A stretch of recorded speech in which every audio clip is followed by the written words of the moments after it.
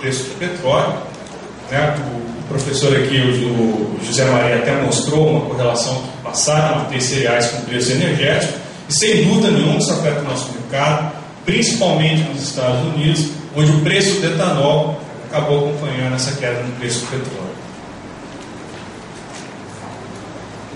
Bem, no Brasil nós tivemos dois efeitos simultâneos. Diria que um efeito é positivo para a gente e o outro efeito é negativo.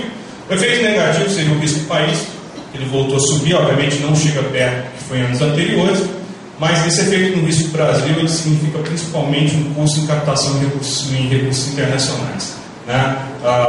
Apesar de a taxa Selic ter caído no Brasil, esse aumento do risco do Brasil ele acabou tornando o spread mais alto, principalmente para bancos que fazem captação internacional e repassam isso para produtores. O lado positivo foi o crescimento da taxa de câmbio, né? A desvalorização cambial, isso torna nossas exportações mais competitivas. E sem dúvida nenhuma o Brasil está ganhando uma certa competitividade esse ano por conta desse fator. Só para a gente fazer uma comparação, primeiro trimestre desse ano o Brasil já exportou 2 milhões de toneladas de milho contra 700 mil toneladas no mesmo período do ano passado. Tivemos um efeito cambial bastante significativo, inclusive ganhando mercado sobre os Estados Unidos, que passam a ter uma moeda mais forte, e obviamente ganhando mercado também em cima da Argentina, mas por uma questão de clima, né? Ou seja, a Argentina teve uma quebra de safra bastante significativa, o Brasil acabou ocupando uma parcela maior nesse ano. Bem, alguns prováveis efeitos da crise financeira sobre o setor agropecuário.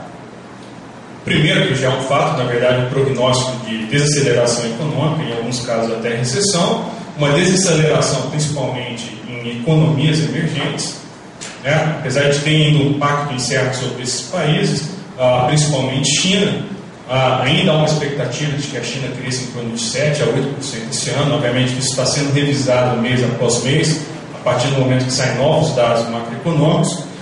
Mas a China ela ainda permanece um país bastante ativo, né? Uma outra informação interessante, por exemplo, o preço de minério de ferro voltou a crescer por conta da demanda chinesa, né? A China continua sendo uma forte importadora de soja, ou seja, o mercado global, principalmente por conta de países emergentes, são justamente os países que vêm crescendo, crescimento de proteína animal e importação de grãos, tem se mostrado com um efeito muito menos negativo do que em países desenvolvidos, né? Se compararmos, por exemplo, com os efeitos que a crise ocasionou nos Estados Unidos e na Europa.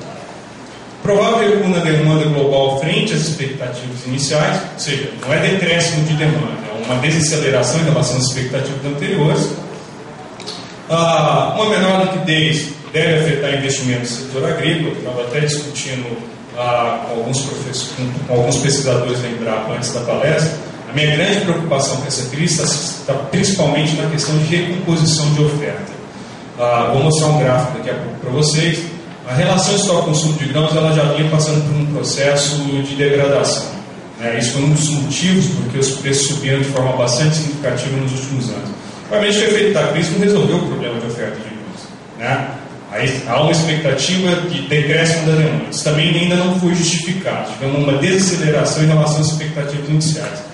Bem, se os estoques permanecem baixos, a preocupação agora se reverte para o lado de oferta, ou seja, nós temos problema, escassez de capital, então, consequentemente, eu tenho menos investimentos. Os agricultores aqui, vocês que estão aqui no campo, vocês sabem muito bem da dificuldade que é se fazer investimentos agora com restrição de capital. Então, ou seja, muito provavelmente a oferta não vai crescer no mesmo ritmo também.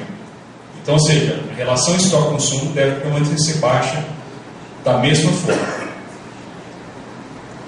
Bem, isso aqui é um gráfico bastante interessante, que nós montamos justamente para tentar fazer uma correlação, ou seja, o que aconteceu com a demanda de grãos em anos onde nós tivemos crises.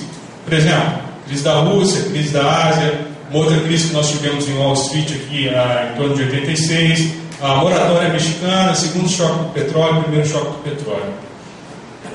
Praticamente é possível observar que em quase nenhum desses anos, por exemplo, pegar a crise da Ásia, a crise da Rússia, foram crises muito perto aqui, depois tivemos crise na Argentina, depois desvalorização cambial no Brasil. Em nenhum desses momentos nós tivemos decréscimo de demanda. Em anos onde é possível observar algum decréscimo de demanda, por exemplo, essa crise no Wall Street, ou seja, pode-se averiguar que a queda do consumo chegou sequer a 3,5% da demanda total.